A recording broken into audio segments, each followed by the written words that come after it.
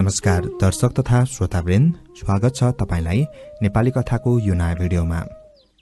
सर्वप्रथम त भ्रष्टाचारमा लिप्त सरकार ठलिसकेको छ र अब भ्रष्टाचारीहरूले कहिल्यै भ्रष्टाचार गर्ने आँट नआओस्।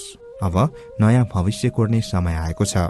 हिजोको आन्दोलनमा 2 वटा इट्टा हानेका युवाहरू अब देश निर्माणमा 4 वटा इट्टा थप्नुहोला। देश संक्रमणकालीन अवस्थामा छ, यसले चाँडै निकास खोजेको छ। त्यो पनि चाँडै होला भन्ने कामना गर्दछु।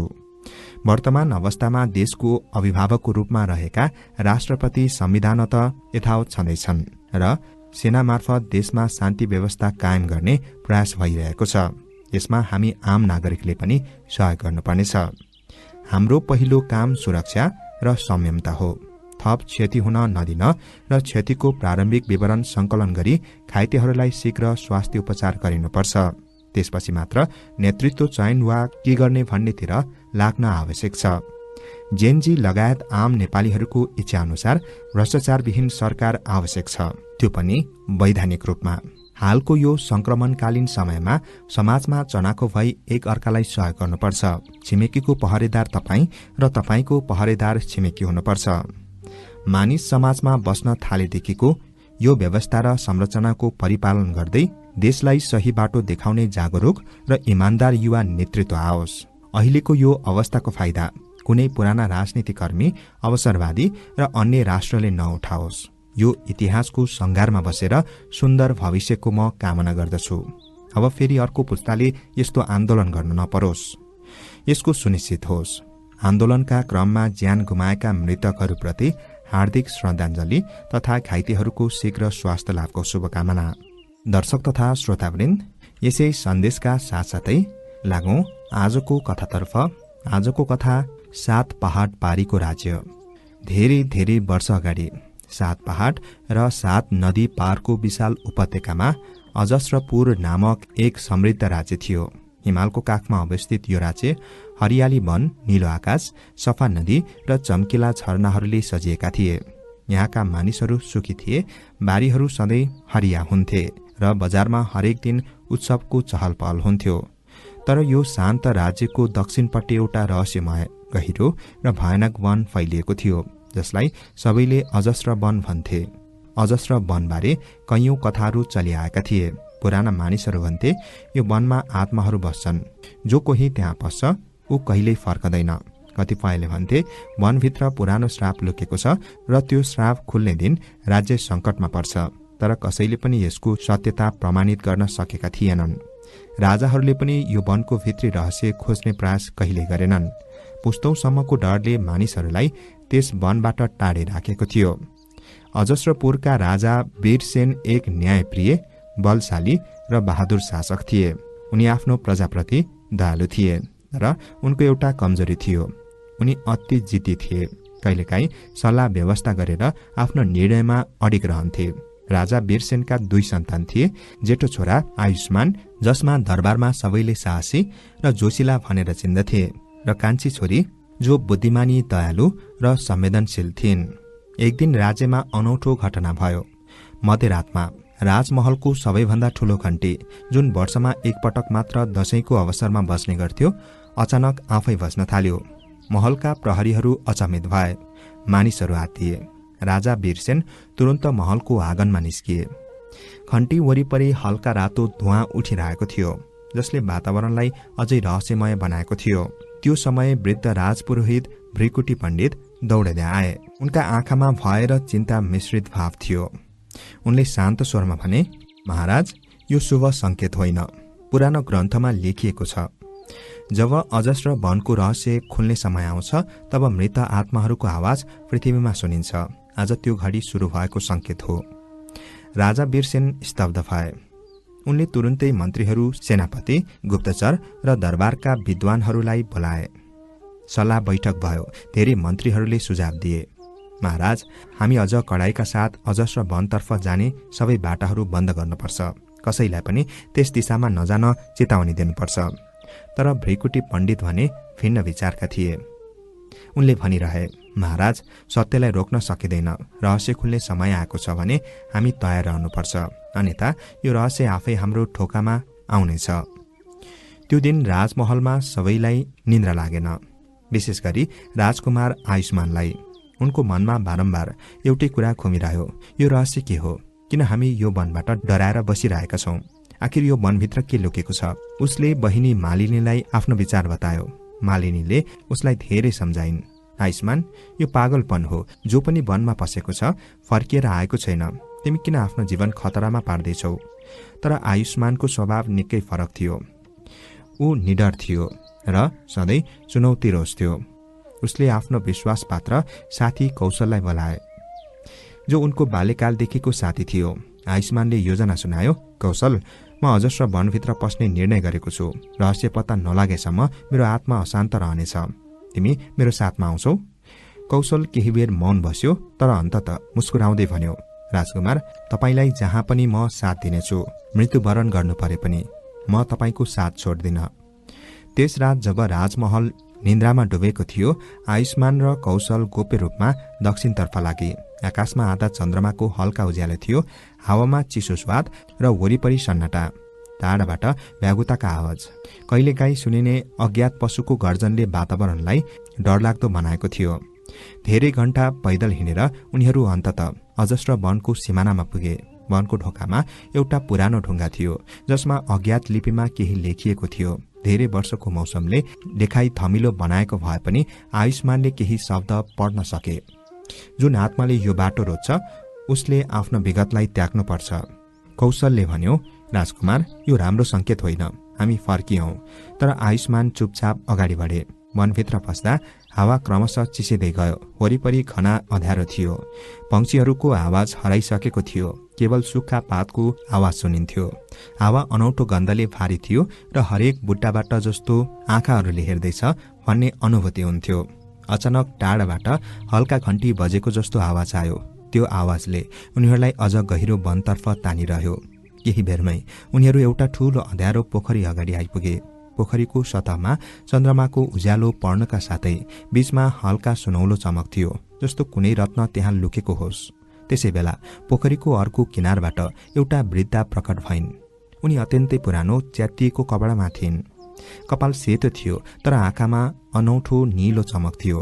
वृद्धाले भनिन्, अन्ततः तिमीहरू आयो। धेरै पुस्तादेखि यो बाटोमा पाइला राख्ने कोहीको पर्खाइ थियो। आयुष्मानले साहस बटुलेर सोधे, तपाईँ को हुनुहुन्छ? यो वनको रहस्य के हो? वृद्धा केही बेर मौन रहिन् अनि बिस्तारै भनिन्, रहस्य बुझ्न चाहन्छौ भने 3 परीक्षा पास गर्नुपर्छ। यो परीक्षा केवल निडर आत्माले पार गर्न सक्छ। त्यसपछि अचानक पोखरीको सतह कम्पन हुन थाल्यो। पानीभित्रबाट 3वटा आकृति प्रकट भए। पहिलो कालो घोडामा सवार अग्नियोद्धा, जसको शरीरमा आगो बलिरहेको थियो। दोस्रो सुनौलो पहिरनमा एउटी युवती, जसको आँखाबाट निरन्तर आँसु बगिरहेको थियो। तेस्रो ठूला कालो पखेटा भएको भयानक दैत्य। वृद्धाले गहिरो स्वरमा भनिन्, यी 3 परीक्षा हुन्। यदि तिमीले सफलतापूर्वक सामना गर्यौ भने मात्र सत्य खुल्नेछ, तर असफल भयो भने तिमीहरूको आत्मा पनि यो वनको हिस्सा हुनेछ। आयुष्मान र कौशलले एकअर्काको अनुहार हेरे। उनीहरूको अगाडि सुरु हुँदै थियो जीवनकै सबैभन्दा ठूलो साहसिक यात्रा, जसको परिणाम अझै कोहीलाई थाहा थिएन। रात अझ अँध्यारो बन्दै गइरहेको थियो। अजस्र वनको गहिराईमा पसिसकेका आयुष्मान र कौशल पोखरी किनारमा उभिएका थिए। वृद्धाले देखाएका ती 3 आकृतिहरू, अग्नियोद्धा, सुनौलो युवती र कालो पखेटा भएको दैत्य। आयुष्मानको मनमा निरस डर फैलिरहेको थियो। पहिलो परीक्षा उनीहरूले जसोतसो पार गरे। आयुष्मानसँग सधैँ एउटा बाँसुरी हुन्थ्यो। बाँसुरीको संगीतले अग्नि योद्धाको आगो निभाइसकेको थियो, तर वृद्धाको चेतावनी अझै कानमा गुन्जिरहेको थियो।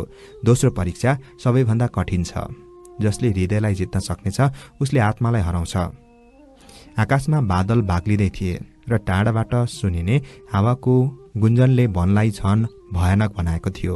कौशल हल्का आवाजमा फुसफुसायो, राजकुमार, मलाई यो ठाउँ मन परेको छैन। जति अघि बढ्छौं उति नै यो वनले हामीलाई नजिक तान्छ। आयुष्मान चुपचाप बसे। उनको नजर पोखरीको सतहमाथि केन्द्रित थियो। त्यहाँ हल्का सुनौलो चमक अझै देखिँदै थियो। अचानक पानीभित्रबाट एउटा आकृति बिस्तारै प्रकट भयो। त्यो नै सुनौलो पहिरनमा सजिएकी युवती थिइन्, जसको आँखाबाट निरन्तर आँसु बगिरहेको थियो। उनको हातमा पुरानो तामाको बाला थियो, जसमा अज्ञात लिपिहरूमा केही शब्दहरू लेखिएका थिए। युवतीलाई हेर्दा लाग्थ्यो उनी मानिस होइनन्, बरु आत्माको कुनै रूप हुन्। उनले थरथर काप्ने स्वरमा भनिन्, तिमीहरूलाई यहाँ नआउनु पर्ने थियो, यो बाटो फर्कने बाटो होइन। आयुष्मान सास बटुलेर अगाडि बढे। तपाईँ को हुनुहुन्छ? यो वनमा किन श्रापित भएर बस्नु भएको छ? युवतीको आँखा झन् टल्कियो। उनले बिस्तारै भनिन्, मेरो नाम अन्विता हो। धेरै वर्ष अघि जब अजस्र वन श्रापित थिएन, यो भूमि मानव र देवताको मिलनस्थल थियो। यहाँ अमृत पोखरी थियो जसको पानीले हरेक रोग निको पार्थ्यो, तर लोभी मानवहरूले अमृत कब्जा गर्ने प्रयास गरे र देवताहरू क्रोधित भए। त्यस दिनदेखि यो वन श्रापित भयो। कौशल स्तब्ध भएर युवतीतर्फ हेरिरहे। त्यसो भए तपाईँ पनि देवताको श्राप भोग्दै हुनुहुन्छ? अन्विताले टाउको हल्लाइन्। म मानव थिएँ, तर मेरो पाप, मेरो लोभ, म यही पोखरीमा बाँधिएको छु। जबसम्म कोही दोस्रो परीक्षा पार गर्दैन तबसम्म म मुक्त हुँदिन। अन्विताले थरथराउँदो स्वरमा आफ्नो कथा सुनाउन थालिन्। धेरै शताब्दी अघि अजस्र वनलाई सत्यलोक वन भनिन्थ्यो। यहाँ देवता, ऋषि र राजाहरू बीचको सम्झौता थियो, अमृत पोखरीको रक्षा गर्ने र यसको शक्ति केवल धर्म र भलाइका लागि प्रयोग गर्ने। तर एक दिन अजस्रपुरकै तत्कालीन राजा सत्यव्रत अमृतलाई आफ्नो अधीनमा लिन वनमा प्रवेश गरे। उनले पोखरीको पानी प्रयोग गरेर अमर बन्ने इच्छा पालेका थिए। देवताहरू रिसाए। अमृत पोखरीको वरिपरि आकाशमा बिजुली चम्कियो, पृथ्वी चिरियो र वनभित्र कालो धुवाँ फैलियो। त्यसक्षण अजस्र वन श्रापित बन्यो। श्राप अनुसार जो कोही लोभका कारण यहाँ पसे उसको आत्मा सधैँको लागि यसै वनमा कैद हुनेछ। अन्विता उनीहरूमध्ये एक थिइन्। उनी राजा सत्यव्रतकी दासी थिइन्। अमृतको रहस्य उनले सुनेकी थिइन् र स्वार्थका कारण उनी पनि पोखरीमा पुगेकी थिइन्। तर अमृत छुनु बित्तिकै श्रापले उनलाई बाँधिदियो। म आजसम्म यस पोखरीको आत्मा भएर बाँधिएकी छु, उनले भनिन्। तर आज शताब्दीपछि तिमीहरूले पहिलो परीक्षा पार गरेका छौ, अब दोस्रो परीक्षा सुरु हुनेछ। दोस्रो परीक्षा। पोखरी वरिपरि हल्का हावाको खुमाउरो बाँ चल्यो। वन अचानक मौन भयो, जस्तो कुनै ठूलो शक्ति जागृत हुँदैछ। अन्विताले आफ्नो हात अगाडि बढाइन्। तामाको बाला हल्का चम्कियो र पोखरीको सतह बिस्तारै दुई टुक्रा भयो। पानीबीच एउटा गोप्य भुइँतलाको ढोका खुल्यो। अन्विताले गम्भीर स्वरमा भनिन्, यो द्वारभित्र दोस्रो परीक्षा छ, जसलाई हृदयको भुलभुलैया भनिन्छ। कौशल डरले थरथराउँदै उभियो। भुलभुलैया? त्यहाँ के हुन्छ?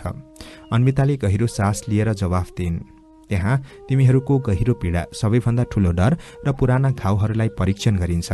यदि तिमीहरू हार्यौ भने तिमीहरूको आत्मा कहिल्यै बाहिर फर्कदैन। आयुष्मानले कौशलतर्फ हेरेर गहिरो स्वरमा भने, कौशल, अब फिर्ता हुने बाटो छैन। यदि हामीले यसलाई पार गर्न सक्यौं भने अजस्र वनको रहस्य खुल्नेछ। कौशल बिस्तारै टाउको हल्लायो। तिमी जाऊ, म साथमा छु। उनीहरू द्वारभित्र पसे। भित्र अँध्यारो थियो, तर भित्ताहरूमा हल्का सुनौलो नक्सा चम्किरहेको थियो, जसले बाटो देखाइरहेको थियो। भुलभुलैयाको भित्ताहरू जीवित जस्तो लाग्थ्यो। हरेक कदममा भित्ताबाट आवाज सुनिन्थ्यो। कहिले फर्क फर्क भन्ने आवाज आउँथ्यो, कहिले तिमीहरू असफल हुनेछौ भन्ने धम्की। अचानक कौशलको अगाडि आमा प्रकट भइन्। उनले रुँदै भनिन्, बाबु, किन मलाई छाडेर गयो? कौशल अचम्मित भएर घुँडा टेक्यो। आमा, यो कसरी सम्भव छ? तर आयुष्मानले उसको काँध समातेर छकछकाए। कौशल, यो वास्तविक होइन, यो त केवल तिम्रो मनको भ्रम हो। तर त्यत्तिकै आयुष्मानको सामु अर्को दृष्टि प्रकट भयो।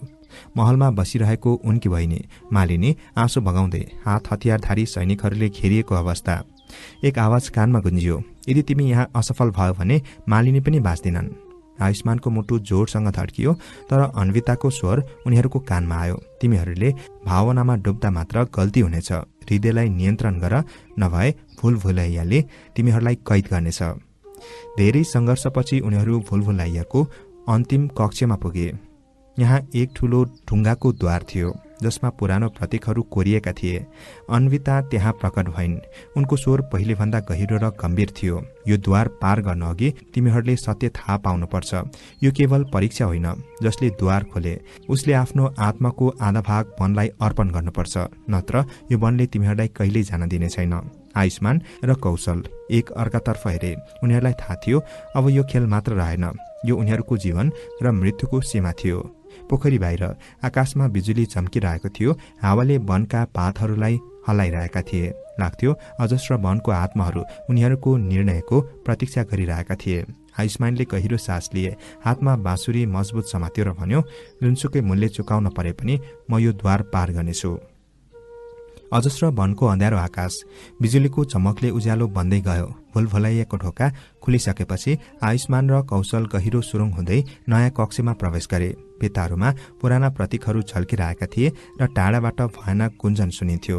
हावामा गाढा धुवाँ मिसिएको थियो र हर कदमसँगै जमिन हल्का काँप्थ्यो। अचानक अगाडि ठूलो छाया फैलियो। त्यही थियो तेस्रो परीक्षा। भयानक विशाल कालो पखेटा भएको दैत्य। उसको आँखा रातो र भयंकर थियो, स्वर गर्जन जस्तै। धेरै आत्माहरू यहाँ आए, तर कसैले यो द्वार पार गरेका छैनन्। जोसुकैले पनि मेरो सामना गर्छ, उसको आत्मा यहीँ बाँधिन्छ। कौशल डरले काम्दै आयुष्मानको हात समात्यो। राजकुमार, यो असम्भव छ। हेर न, उसको पखेटा मात्र हाम्रो शरीरभन्दा ठूलो छ। तर आयुष्मानको अनुहारमा डर थिएन, बरु दृढ संकल्प थियो। उसले हातमा बाँसुरी मजबुत समातेर गहिरो सास लियो। दैत्य बिस्तारै नजिक आयो र उसका पखेटाबाट आगो जस्तै कालो धुवाँ निस्किँदै थियो। उसले विशाल हात उठाएर भुइँ हल्लायो, जमिन चिर्यो, वरिपरि चट्टान खस्न थाल्यो। दैत्यको गर्जनले वन हल्लियो, तर आयुष्मानले आफ्नो बाँसुरीमा पहिलो धुन बजायो। यो संगीत अचम्मको थियो, कोमल, शान्त तर अत्यन्तै शक्तिशाली। संगीत सुन्न साथ दैत्य एकछिन अडियो। उसका आँखा अलि नरम भए, तर तुरन्तै पुनः उग्र रूपमा गर्जियो। अचानक अन्विता प्रकट भइन्। उनको शरीर हल्का सुनौलो उज्यालोमा ढाकिएको थियो।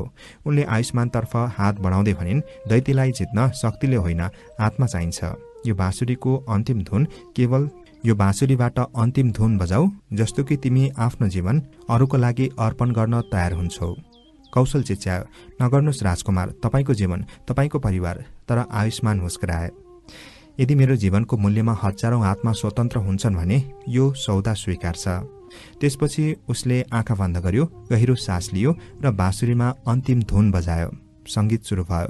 यो धुन यस्तो थियो जसले वनका सबै पातहरू हल्लायो, पानी स्थिर भयो र आकाश शान्त भयो। दैत्य करायो, उसका पखेटाहरू थरथर काँप्न थाले। उसले कान थुन्न खोज्यो, तर सकिन। केही क्षणमै दैत्य चिच्चाउँदै बिस्तारै धुवाँमा परिणत भयो र हरायो। दैत्य हराएपछि वरिपरि मौनता छायो। पोखरीको पानी एकाएक निलो र शान्त भयो।